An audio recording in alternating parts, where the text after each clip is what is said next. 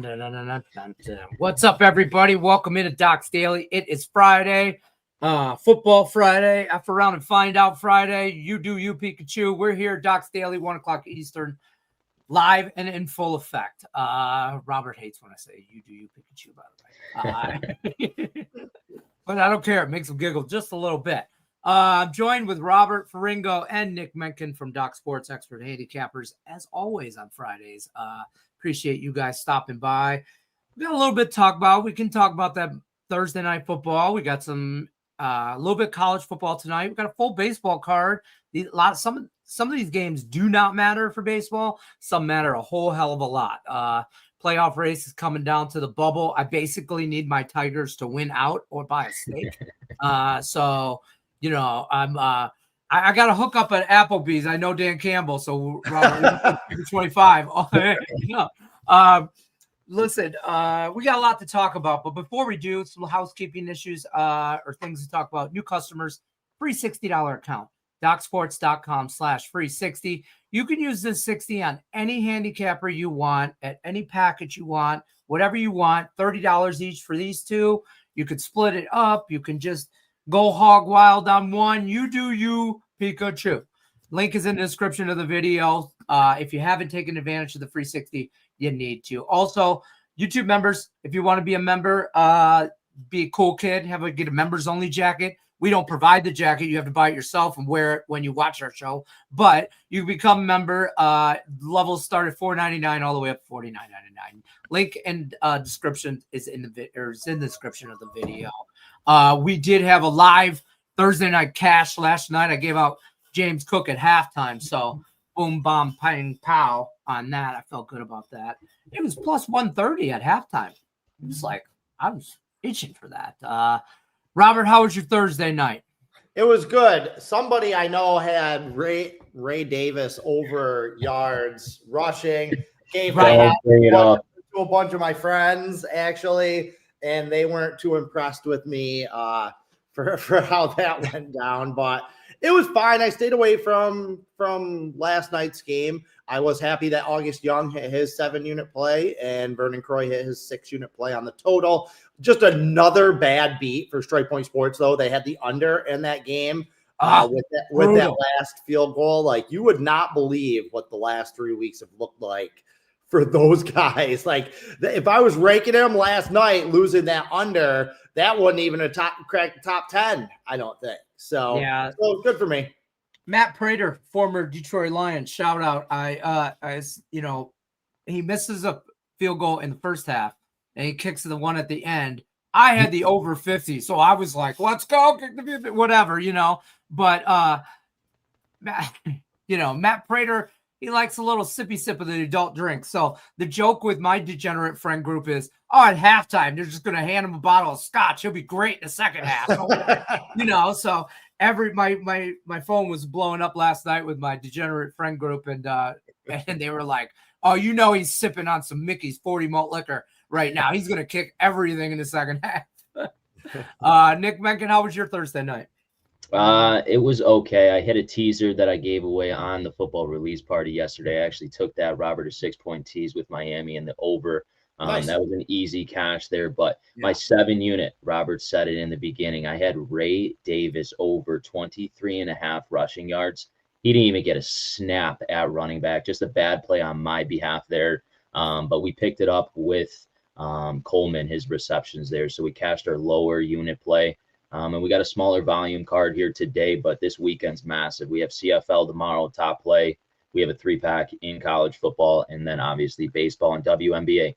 We smacked our over yesterday with the Indiana Fever and the Atlanta Dream. And Indiana Fever won outright, so that's a good game. The second round there, so I'm excited to see Sunday. We have one game, and I'm on both sides today. That's why you're not seeing a free play on the WNBA side of things up on the channel. There we got one play, and it's over at the premium side there for me.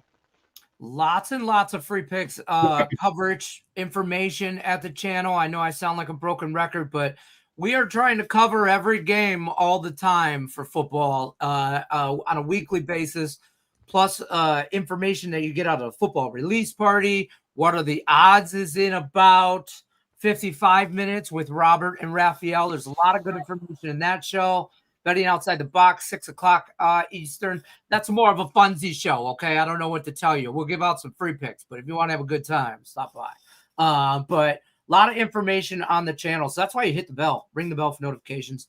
Never miss any of our free stuff. What do we like in baseball today? Anything, Robert? Are you even looking at baseball? Because I feel like you are engulfed so much into college football. I don't have bandwidth for baseball. I have been so hot in baseball lately, like accidentally hot. Like I won a 7-unit play. I won a 7-unit play on Wednesday. And hold on, I'm trying to look up what the numbers. I'm on like a plus 6,200 run. Like basically, I had that one bad month in July where I had a friend pass away, my friend's dad. Like everything went haywire for me in July, and I went in the tank. Other than that, 12 out of 15 winning nights, like 7 straight 7-unit winners, and plus 6,700 since August 21st. That's nuts. So I wasn't planning on it. Normally, right. September is one of my worst. Yeah, it's normally one of my worst baseball months. But I'm on fire in baseball. I like a little bit. I like that Indians under tonight. I don't know why Minnesota is favored. Obviously, Pablo Lopez is solid, and he's been solid since he came back from injury. But I like that little lefty that Cleveland has on the mound as well. I thought 8 was too high for that. That number is going to come down. But yeah, no small baseball. Everything's on football. Everything's all football for me this weekend. Like, I mean, I know a lot of guys get into football, and Robert told me like in July how much he gets into football, and then I'm like, I don't know how you have bandwidth for another sport. Wait. NHL starts in like 3 weeks. Right. The NBA is a couple weeks after that. And then I put twice as much work into college basketball as I do into football, I would say. So, yeah. I'm so looking forward to that because it's madness. I mean, and I know it's not March Madness, but college basketball is madness all year long for this side of the table. I'm just saying. Behind the scenes, we'll have a lot of stuff for college basketball. Baseball, I don't like a lot either. Nick Menken, big card, but end of the year, I mean, the Cleveland game, the number looks weird.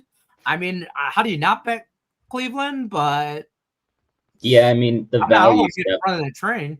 Yeah, the value's definitely on Cleveland. Obviously, they're 1.5 games back here from the wild card, so they got to start winning ball games. And this is honestly when I like to bet baseball, is I could circle teams that are in these hunts and get good value with teams like you're looking at the Athletics in Pittsburgh here. You got Luis Severino, and they're not out of the playoffs, but they're playing good baseball here, and they're not favored against the Pittsburgh Pirates team who's 1-9. I understand that Mitch Keller is on the mound here. He's 6-14 on the season. His ERA is over a 4 here. I like Luis Severino. He hasn't been as consistent on the road as he has been at home, but I like him in the first 5 innings.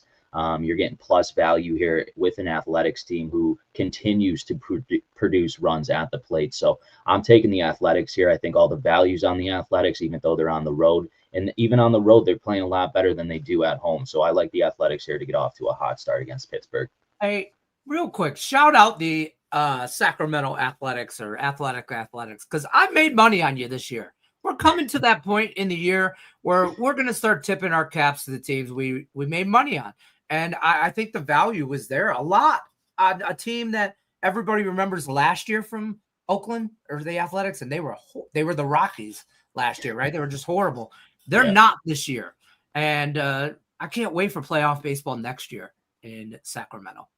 That's all I'm going to say. Yeah, they're a good young team. Like, they're not mailing it in. Some of these teams not even a little bit, just completely mailing it in, and they're absolutely not. That's why I like this play. One game I'm going to have my eye on tonight is that Dodgers game. You know, Clayton Kershaw, it comes out yesterday that he's retiring at the end of the year. So this is probably his last Giants-Dodgers start of his career. Big rivalry there. It'll be interesting to see how everybody in that stadium and in the clubhouse, how they rally around him. You know, San Francisco's been up and down this year, but it's obvious they're not making the playoffs. They're one of those teams that I expect after this weekend, after this big Dodgers series, they're going to mail it in.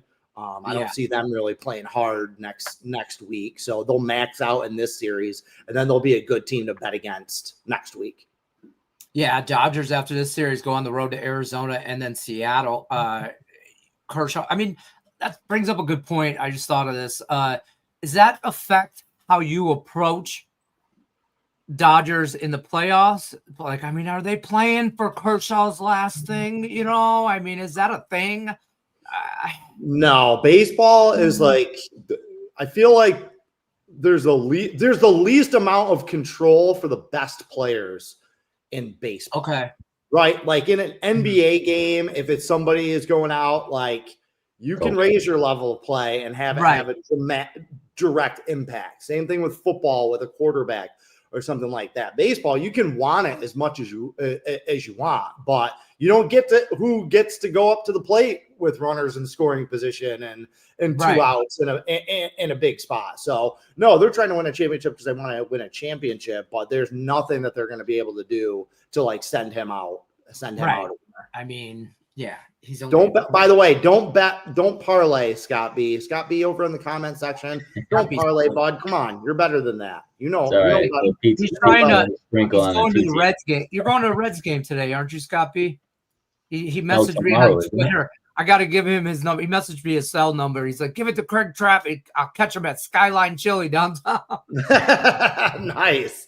I got to give a shout out to our new member Sub-Zero as well. Just instantly made me think, here's Sub-Zero. Now Plane Zero. That's the Running Man. Little Running Man quote from Arnold Schwarzenegger. Nick's too young to know about Schwarzenegger. I know Arnold Schwarzenegger. You don't know what talking about here. I'm talking about Running Man. Remember the Running Man movie when that was on Arnold Schwarzenegger was still like Commando, Predator, Predator. Man.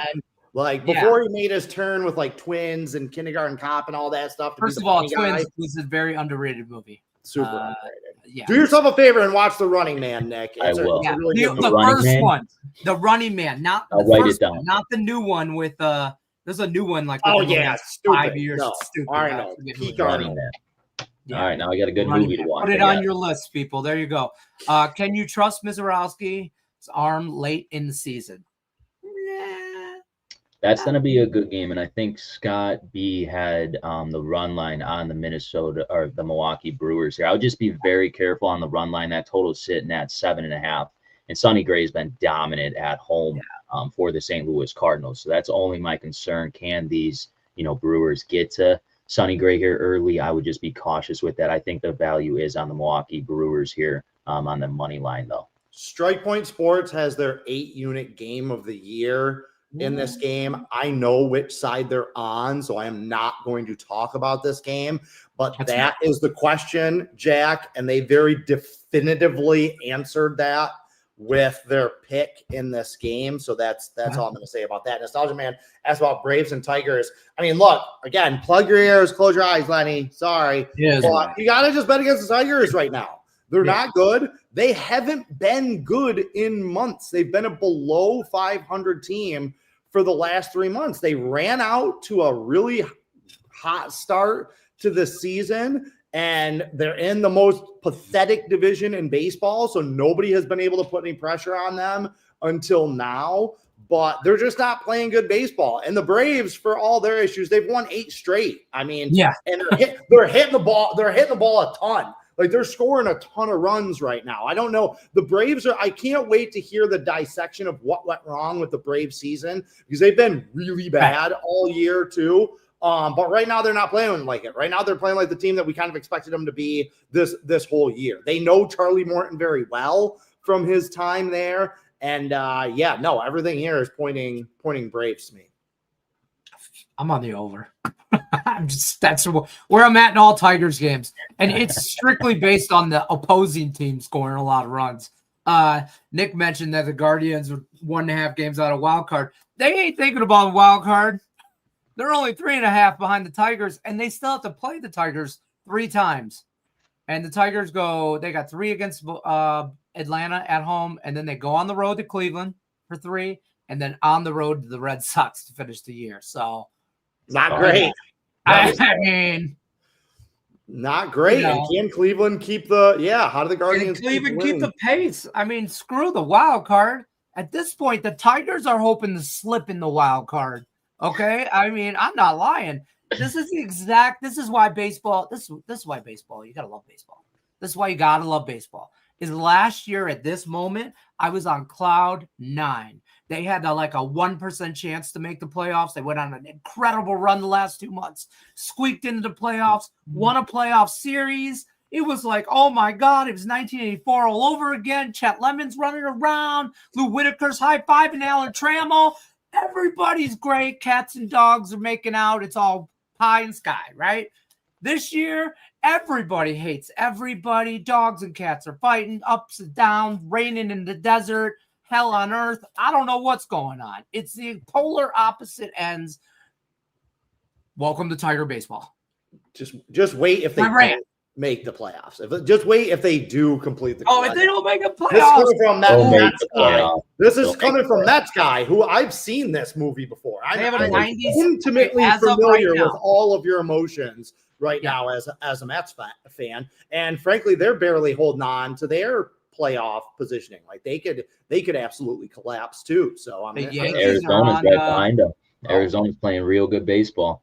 If Arizona hadn't had that little dip around the trade deadline, if they hadn't had that little dip, they'd be ahead of them right now. So you got to give them credit for rebounding. They look like a team that might have just mailed it in after they traded away some key pieces. They've kept fighting and they're playing well. They have a very interesting game going on today too. Yeah. Mm-hmm. And I just think there's a lot of that. I mean, the AL West is just you got Mariners and Houston. Seattle. They're tied in the division right now. That's going to be a wild. They have a huge series coming up. Sorry to jump in, but I gave it away yesterday on Docs Daily as a free play. That's another free play for you guys out there. I bet Cal Raleigh to win the MVP yesterday at plus 200.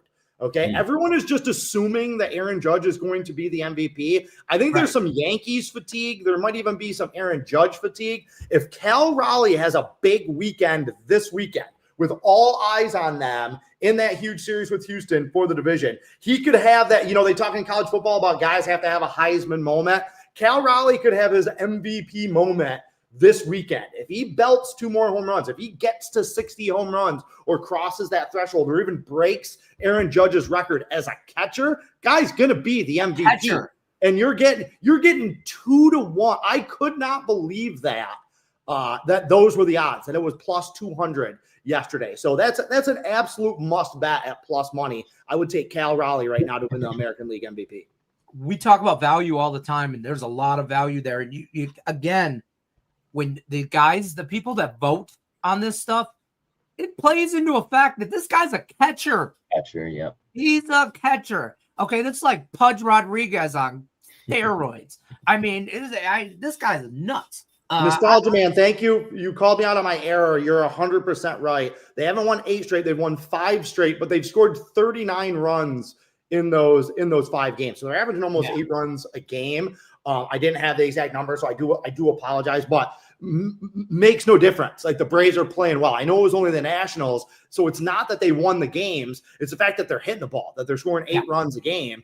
And right now, like all that's going to do is put pressure on Detroit. If Atlanta can go out and throw some runs on the board early, all that's going to do is make it harder for the Tigers right now. It's just whatever with the Tigers. Just start picking. Lenny, you're going through it, huh? Yeah, I mean, we just start finding a spot, Robert. Just pick your spot right now and just get it over with and be done. Nick, are you on Docs Daily on Tuesdays? No, I'm not. I on Tuesdays? Monday, Wednesday, Friday. Yeah, I'm here. Okay, Tuesday. Mondays. Yeah, because I was going to say, I can't wait to see him on Tuesday, too, after the Ravens get done with them. Oh, God. Oh, are you kidding He's me? going to be a mess. He's going to be in shambles. He's not even going to be able to host. Hey, you want to hear the most ridiculous thing? Craig Trapp's trying to get me to go live at Monday Night Football during the Lions-Ravens. I got Craig. That's not in anybody's best interest. Lenny's off on Monday. It's Lions football. He's off the whole day. That's not in anybody's best interest. The viewer, me, nobody. And especially because we will be losing. I have no intentions on winning that game or misconceptions. I think we got a shot? Hell yeah. I just think Ravens defense I think our offense is legit. I think our defense is a bottom feeder in the league. And that's just is what it is. And we're going to have to score 50 to beat them. There might be 100 points scored in that game. Yeah. I mean, all the talk this year was about how much better the defense was going to be, right? Like they got strafed by injuries last season. So they had a reason why they weren't good defensively. I mean, they did. They lost a ton of starters, a lot of key backups. Everybody was coming back healthy. Hutchinson coming back healthy. Really hasn't made that big of a difference this week, but we'll see what they do running up against Lamar. 24-2 straight up against teams from the NFC. Lamar Jackson is 7-2 on Monday Night Football. Interesting little prop if you want to get bold. Take Lamar Jackson to throw an interception in his career on Monday Night Football in 9 games. He has 22 touchdowns and 0 interceptions. So you're betting against the streak here, but I bet you'll get plus money on that prop. And who knows? Maybe 10 game is the charge. What's that? I mean, listen, so you got to lay your balls on the table for that one. Yeah. I'll probably, I'll ladder Lamar Jackson over 100 yards rushing and 2 touchdowns. I mean, the Lions are notorious horrible against mobile quarterbacks. So, and the defense, I didn't think it was good last year before injuries. So we did not get better. We got healthier at defense, and you lost your coordinator. Like, what did you? I don't understand what Lions fans expected out of that defense until if you'd have made a move on Trey Hendrickson or another end, then you can see they're just going to double team Aiden Hutchinson. He's just going to take, until somebody else does anything. We, again, no different than last year. We're going to score 50 to win every goddamn week. I don't know. Hey, Nick, I know you're are you a Big Ten guy? Growing up in Chicago, you got to have a pretty good I went to the University of Illinois. I got my master's from there. So you could say I'm a Big Ten guy. Awesome.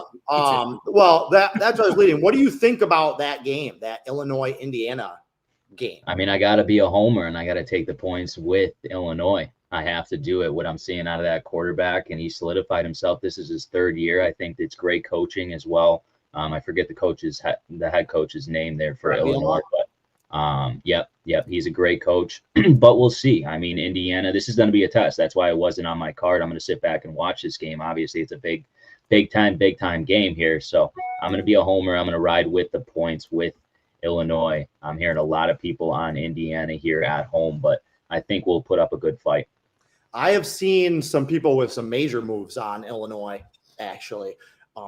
This was one of the few games I don't have a play in, honestly. The thing I love about this game and that I'm going to be looking at is I want Illinois to win. I really want Illinois to win because I plan on betting against both of these teams next week. Right.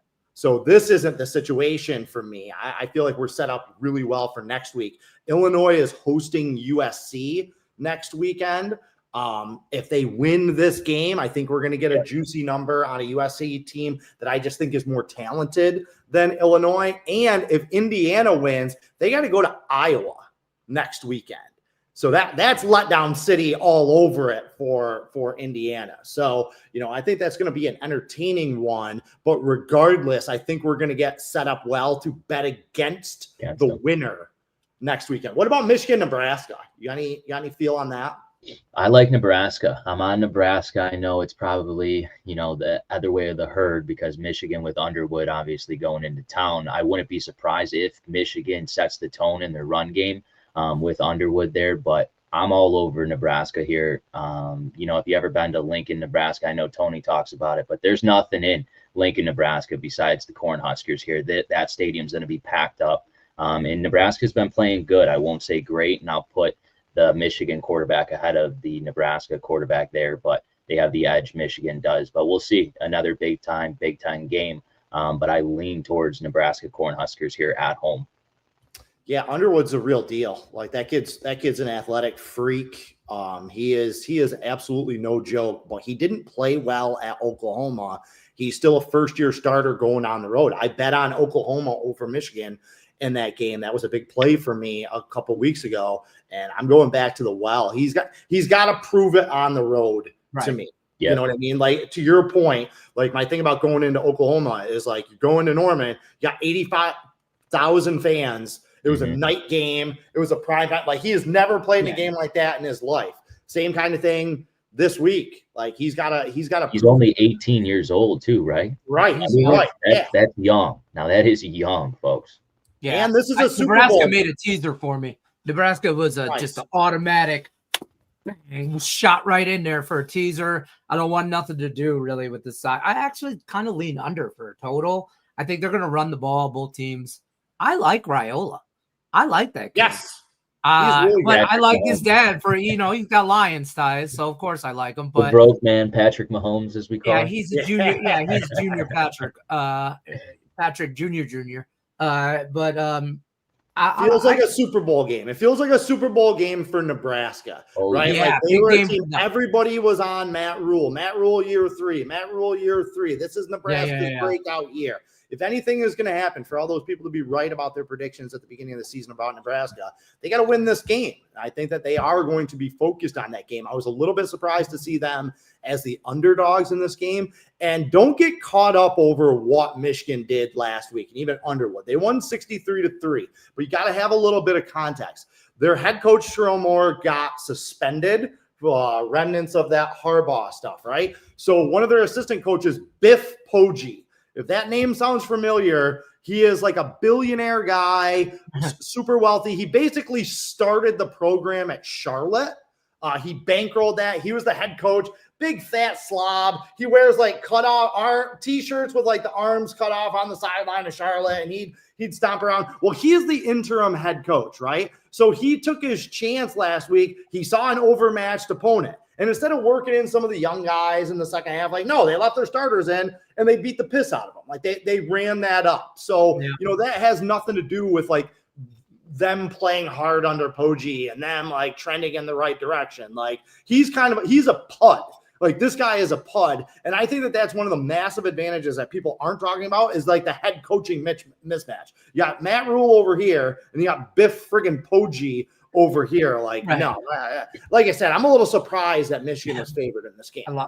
First of all, anybody named Biff? Yeah. I mean, Auburn, any thoughts on Auburn, Oklahoma? And then I did want to touch base before we get here. Iowa Rutgers. Well, I just want to stay in the Big Ten real quick. That's tonight. Any thoughts on there? The Rutgers Scarlet Knights. I mean, I can't stand Iowa. I just never whatever, but what do you think, man? I like Rutgers at home. I feel like Rutgers has got to get up for this game. I think this to your point about this is like a bigger game for Nebraska than it is Michigan, maybe, or like a Super Bowl for Nebraska. I don't want to say it's that far, but I think Rutgers gets up for the Iowa's an old school Big Ten team. Okay, Rutgers is still a little brother Big Ten team. And I think this is a step. This is a spot for Rutgers. Whether they take that step, I don't know. But I like Rutgers at home. You could tell me Friday night. Yeah, well, I mean, Piscataway, New Jersey. Well, how do you say that? Piscataway, New Jersey. Hell yeah! On a Friday night, let's run it up, boys. Yeah, this is definitely going to be Rutgers' biggest test here, and it's going to be Rutgers' offense against this Iowa defense. Can they move the ball down the field here with this defense? And I think they're going to have trouble here. They're both, I mean, Rutgers is 3-0, but who have they really, really played? I mean, they had Ohio, they had Norfolk. I mean, they ran it up on Norfolk. Good for you. Not a great defense. This is the real test, though, and we're going to see what Rutgers is made of in this game here tonight. I think the Iowa defense does Iowa things, keeps this game tight, niche. I'm not saying that Rutgers isn't going to score. They should be able to score a couple points, but I'm leaning towards this under. I think it is going to be an underplay here today. Obviously, we're aware of Iowa. They're not as explosive. It was good last week. I believe did they play Colgate? They might have played Colgate, and they won that 60. They played Massachusetts. Massachusetts, 47-7. Blew them out of the water, too. So it was good to see they can move the ball downfield, but obviously, Big Ten game. They're going to stick with their defense. I like the under in this matchup, and I lean towards Iowa in this one. Yeah, this isn't Iowa's role. Iowa as a road favorite that is not their preferred role. These two teams play similar styles of football. So I know it's reductive, but it really is going to come down to the quarterbacks. That's the question mark for both of them. I don't like the Rutgers quarterback. I haven't watched him much this year. Arthur Kaliakmanis. I think I got that right. Long Greek name, right? He's one of those guys who has he's a big, strong kid with a big, strong arm, but it's like he has no touch. Like every throw is like a freaking laser with that kid. So I don't love him. On the other side with Iowa, you got Mark Gronowski.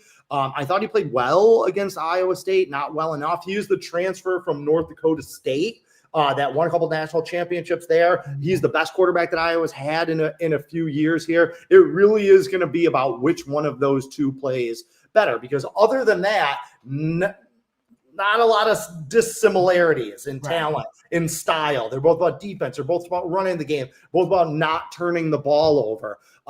Friday night in Piscataway on national TV, you're going to get Rutgers' best punch. And we're going to find out a lot about Iowa if they can take that punch, because Iowa's like their schedule sets up nice. They get a lot of teams that come into Ames. They got Penn State at home. I think they get USC at home. I think they get Oregon at home. They get Indiana, as we talked about, at home. So if Iowa can win this game, they're on a nice little path here. But again, never too early to start planning ahead for next week, right? If Iowa loses to Rutgers this weekend and doesn't play well, and then Indiana beats Illinois, catch Iowa on the bounce back next week in Ames. That's almost like a best case scenario of what could happen out of these weeks. So don't be impatient. Don't load up on Iowa or Rutgers. It's not that type of spot tonight. But if things break properly, then next week it could be a spot to go big.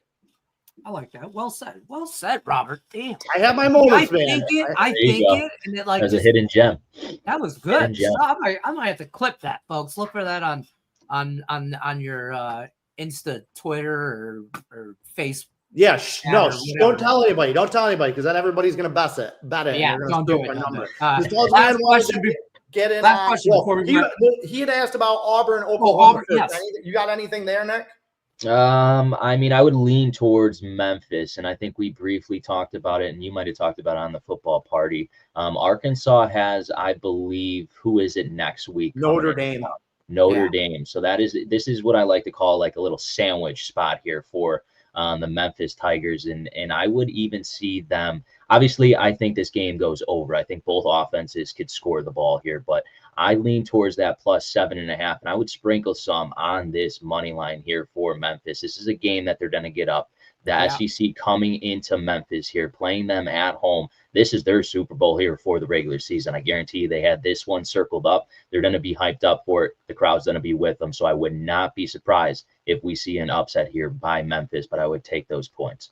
Yeah, I'm in total agreement. I also like the over in that game. I don't think Memphis can win without turning it into a Memphis-y game, which is a shootout where they both play in the 30s. If they're going to pull the upset, it's going to be like 38-35, something like that. And I don't think Arkansas is going to be able to beat Memphis unless they put 40 on them. Like if Arkansas does cover, because I know a lot of people are on Memphis, if we lose that, including myself, if we lose that bet, it's going to be because Arkansas went buck wild offensively. And that game is like 42-28 or something like that, 44-30 or something. So the closer we get to this game, the more I kind of like that over. It's in the low 60s. Now, again, take all this with a grain of salt. I think in my career, I'm like 3 and 112 on college football totals. Like I'm terrible at college football totals. I really just am. But when I was analyzing this game, that number was kind of calling to me a little bit. I like it. Yesterday, you said my winning percentage in college football totals was 2.69. Yes. I'm like 2-75. Yes. I'm like, because I was like, oh, I think that's a real stat. And then I'm like, oh, you're just, I'm like, he's like 2.6749. And I'm like, he had like stats to back it up. And then I'm like, what the hell are you talking about? And then, all right, folks, that's going to do it for us. Wrap us up. We got about 25 more minutes. Got enough time to take a break, go to the bathroom, get something to drink. Robert and Raphael will be live with What Are the Odds. They'll talk a little bit probably more college football, NFL stuff, all football for about an hour, right? Football, Raphael and you. And then at 6 o'clock Eastern is Betting Outside the Box. All kinds of free plays. Nick, tell them what you got going on this weekend. Yeah, we got a 3-pack both Saturday and Sunday, highlighted by 5-unit best bets. We're going to have UFC and CFL tomorrow. We got a massive slate on the weekend. Nothing to be said. Yeah, that's it. We're knee deep into it, folks. We're into the Knee-deep. thick grass now, baby. Let's go. I listen. I need credit. I need something. I need a gold star, 2 thumbs up, or something. But I called how many plays Robert had on his college football card on the dot this weekend. I did yesterday, and I think every week we should set an over/under total. Robert's got a buffet of college football stuff, and I mean, besides that, what else do you have? I've got over 40 plays on the card. So if you like action this weekend, but again, it isn't. There's nothing for show about it. Like, this is how I played. I've written articles on it that you can find on the site about why I bet this way. And look, here's the reality. I have had 5 of 6 winning football weekends. Last year, I lost my game of the year, and I still won plus 1,700 on the weekend. Okay, because I had a lot of plays I won. Going back to October 1st of last year, I'm up $10,870 with my football picks for my clients. So again, it's not for show. It's not because I think it's fun. It's not for junkies. Like, there's solid mathematical reasoning behind why I do this. I have a 7-unit play that I really like. I got some 4-unit plays. A lot of those other plays too are like 1 and 2-unit plays. So we're not breaking the bank here. I love my NFL play on Sunday. I have a 5-unit there. I'm mad because my second favorite play that Nick talked me into yesterday and Craig talked me into isn't on the board. So make sure you bet Minnesota. But yeah, big weekend. There you go. Like Scott B says, buckle up, folks. We're in it. Good luck unless you're against us. Ferrigno wins. Bottom line, there it is. That should be a show. Ferrigno wins. The end. That's it. Saturday at 2:00. Whatever. That's it. That's the end of the show. That's the title of the YouTube channel. Don't forget, guys, like, share, subscribe. We will see you tomorrow. Docs Daily, Saturday, 11 a.m. Griffin and myself. Got enough time to go to the bathroom, get yourself another cup of coffee. Robert and Raphael will be back in about 20. Good luck unless you're against this. See you tomorrow.